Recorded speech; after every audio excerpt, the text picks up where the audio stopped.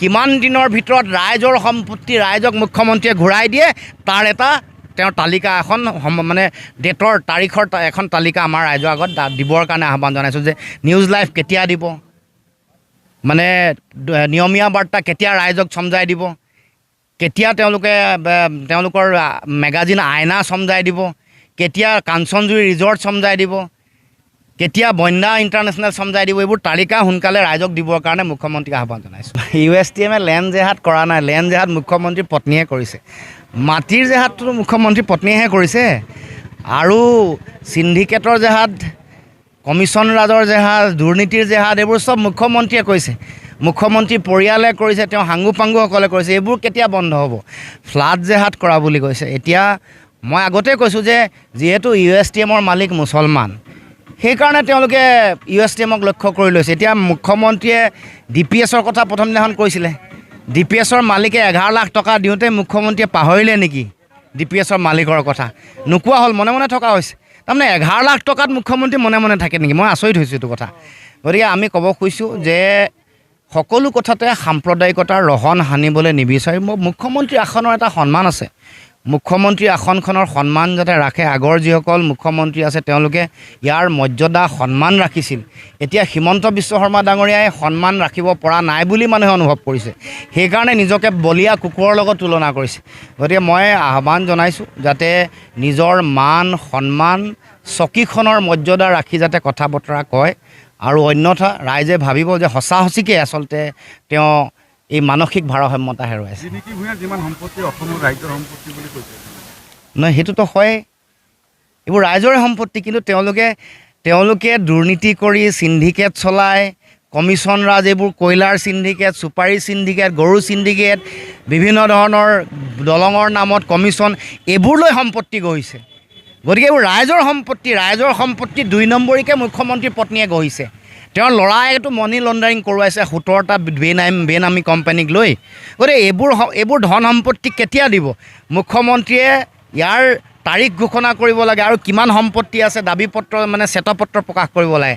গতিকে আহ্বান জনাইছোঁ, কিমান দিনৰ ভিতৰত ৰাইজৰ সম্পত্তি ৰাইজক মুখ্যমন্ত্ৰীয়ে ঘূৰাই দিয়ে তাৰ এটা তেওঁৰ তালিকা এখন মানে ডেটৰ তাৰিখৰ এখন তালিকা আমাৰ ৰাইজৰ আগত দিবৰ কাৰণে আহ্বান জনাইছোঁ যে নিউজ লাইভ কেতিয়া দিব, মানে নিয়মীয়া বাৰ্তা কেতিয়া ৰাইজক চমজাই দিব, কেতিয়া তেওঁলোকৰ মেগাজিন আইনা চমজাই দিব, কেতিয়া কাঞ্চনজুৰি ৰিজৰ্ট চমজাই দিব, কেতিয়া বন্যা ইণ্টাৰনেশ্যনেল চমজাই দিব, এইবোৰ তালিকা সোনকালে ৰাইজক দিবৰ কাৰণে মুখ্যমন্ত্ৰীক আহ্বান জনাইছোঁ। হিমন্ত বিশ্ব শৰ্মাৰ প্ৰথমতে ক'ব লাগে যে তেখেতৰ সম্পত্তি কি আছে, প্ৰথমতে ক'ব লাগে। আজি মুখ্যমন্ত্ৰীয়ে কৈছে যে তেখেতৰ সম্পত্তিবিলাক ৰাজহুৱা হ'ব। এতিয়া তেখেতে কৈছে যে নিউজ লাইভটো ৰাজহুৱা হ'ব। কিন্তু মই সুধিব খুজিছোঁ যে নিউজ লাইভৰ লগতে তেখেতৰতো আৰু বহুত চেনেল আছে। নিউজ লাইভ আছে, টাইম 8 আছে, নৰ্থ ইষ্ট লাইভ আছে, নিয়মীয়া বাৰ্তা পেপাৰখন আছে, ৰামধেনু চেনেল আছে, ৰং চেনেল আছে, আইনা আলোচনী আছে। এই আটাইবিলাক সংবাদ মাধ্যম ৰাজহুৱা হ'বনে নহ'ব? এইবাৰ এই আটাইবিলাক কোঅপাৰেটিভ ছ'চাইটিলৈ যাবনে নাযাব? প্ৰথম কথা, অকল মই সংবাদ মাধ্যমৰ কথা কৈ আছোঁ। তাৰপাছত তেখেতে কৈ আছে যে কাঞ্চনজুৰি বাগিচা আৰু তাৰ ৰিজৰ্ট ৰাজহুৱা হ'ব। মই জনামতে অকল কাঞ্চনজুৰি বাগিচা নহয়, এই মুহূৰ্তত তেখেতৰ নামত থকা, তেখেতৰ পৰিয়ালৰ নামত থকা 3খন বাগিচা আমি নাম জানো। তিনিচুকীয়াৰ চানমাৰী বাগিচা, সৰুপথাৰৰ ৰাধাকৃষ্ণ বাগিচা, তাৰপাছত আপোনাৰ কাঞ্চনজুৰি বাগিচা, আৰু ঢেৰ বাগিচা আছে দেই। এই 3খন বাগিচা ৰাজহুৱা হ'ব নে নহয়, সেইটো 2 নম্বৰ কথা। 3 নম্বৰ, তেখেতে কৈছে যে গ্ৰীণ বাণী ৰিজৰ্ট এইটো ৰাজহুৱা হ'ব। তেখেতৰ অকল বাণী ৰিজৰ্টেই আছে নে অসম আৰু ভাৰতবৰ্ষৰ বেলেগ বেলেগ ঠাইত তেখেতৰ আৰু বহুত ৰিজৰ্ট আছে? মইতো শুনিছোঁ যে মেঘালয়ৰ পিনেও তেওঁলোকে ৰিজৰ্ট বনোৱা, ডাঙৰ ফাৰ্ম হাউচ আৰু ৰিজৰ্ট বনোৱা কাম আৰম্ভ কৰিছে। মইতো শুনিছোঁ যে তেখেতৰ উৰিষ্যাতো তেনেকুৱা ধৰণৰ বহুত কিবা কিবি আছে। মইতো কোৱা নাই, এতিয়ালৈকে সম্পত্তিৰ তালিকাটো মই দিয়া নাই, দি দিম। আমাৰ হাতত আছে তেনেকুৱা শ তেখেতৰ সম্পত্তিৰ তালিকা আমাৰ হাতত আছে, দি দিম। বন্দা স্কুলৰ কথা কৈছিলে, বন্দা স্কুল তেখেতে কৈছে যে জুৰুডৰ কোটিটকীয়া মাটি, জুৰুডৰ যিটো মাটি, সেই মাটিটো শিৱ মন্দিৰলৈ কি বনাম বুলি কৈছে, হয়নে? তাৰপিছত আপোনাৰ তেখেতে কৈছে যে আমাৰ এইটো কি কয় আপোনাৰ গণেশগুৰিৰ সিফালে এডোখৰ কি বুলি কয় অগ্ৰদূত যে আছে সেই ঠাইখিনিৰ মাটিখিনি তেওঁ ৰাজহুৱা কৰিছোঁ বুলি কৈছে, মন্দিৰক দি দিছোঁ বুলি কৈছে। তো তেনেকৈ মই শুনিছোঁ তেখেতৰ উজান বজাৰতো মাটি লৈছে আৰু গুৱাহাটীৰ বিভিন্ন ঠাই একদম নিউজ লাইভৰ ওচৰে পাজৰে ধেৰ মাটি লৈছে আৰু মই তালিকাখন দি দিব খোজা নাই, যিখিনি মানুহে জানে অকল সেইকেইটা কথাহে কৈ আছোঁ। মই সেই আটাইবিলাক প্ৰথম কথা অসমৰ মুখ্যমন্ত্ৰীয়ে এই সম্পত্তিবিলাক ৰাজহুৱা হ'ব বুলি কোৱাৰ আগতে অসমৰ মুখ্যমন্ত্ৰী আৰু তেওঁৰ পৰিয়ালৰ কি কি সম্পত্তি আছে তেওঁ সম্পত্তিৰ তালিকাখন ৰাজহুৱা কৰে। তেখেতৰ পুত্ৰ আৰু তেখেতৰ পৰিয়াল, তেখেতৰ মাতৃ, তেখেতৰ পত্নীৰ নামত কিমানটা কোম্পানী আছে সেইটো ৰাজহুৱা কৰি দিয়ক। মুঠ কোম্পানী কেইটা আছে এইটো ৰাজহুৱা কৰি দিয়ক। দিল্লীত তেওঁ কেইটা ঘৰ আছে সেইটো ৰাজহুৱা কৰি দিয়ক।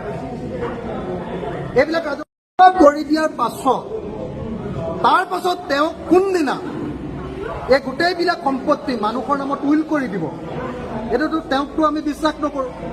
মই জনামতে কাজিৰঙাত তেওঁ ঢেৰ মাটি আছে। আপোনালোকে নিশ্চয় জানে যে এবাৰ কাজিৰঙাৰ কহৰাৰ 11 বিঘা মাটি তেখেতে বোকাখাতৰ SDO অফিচৰ পৰা চৰকাৰী মাটি এলটমেণ্ট লৈছিলে। মই তাৰ বিৰুদ্ধে প্ৰতিবাদ কৰিছিলোঁ কৃষক মুক্তি সংগ্ৰাম সমিতিৰ সম্পাদক হিচাপে। তেতিয়া তেখেতে সেই 11 বিঘা মাটি আকৌ চৰকাৰক ঘূৰাই দিছিলে। এতিয়া কিন্তু তেওঁ আগফালৰ মাটিখিনিও কিনিলে আৰু তাৰ সেই 11 বিঘা মাটিও এতিয়া পুৰা বাউণ্ডেৰী মাৰি লৈছে। মইতো জানো সেইডোখৰতে আমাৰ কাজিৰঙা অৰ্কিড পাৰ্ক আছে একদম কাষতে, সেই চৰকাৰী মাটিখিনি আকৌ তেওঁ কিন্তু দখল কৰি লৈছে। এইবিলাক ঘূৰাই দিব নালাগে, এইবিলাক ৰাজহুৱা হ'ব নালাগে। তেওঁ সম্পূৰ্ণ সম্পত্তিৰ তালিকাখন প্ৰথমতে ৰাজহুৱা কৰক আৰু ৰাজহুৱা কৰি কেতিয়াৰ ভিতৰত তেওঁ এইবিলাক সম্পত্তি ৰাজহুৱা কৰিব। মই আশা কৰোঁ যে অহা এসপ্তাহৰ ভিতৰত অহা 22 তাৰিখৰ দিনা অসম বিধানসভাৰ অধিৱেশন হ'ব।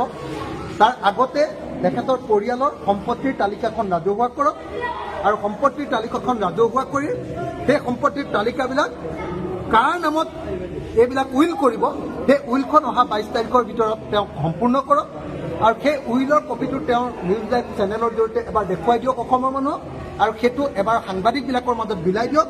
আমিও RTI কৰি তাৰ কপি এটা লৈ ল'ম আৰু লৈ লোৱাৰ পাছত সেই সম্পত্তিবিলাক তেওঁৰ পৰিয়াল থকালৈকে বাৰু ভোগ কৰি থাকক, তাৰপাছত সেইবিলাক আমি চব ৰাজহুৱা কৰি দিম।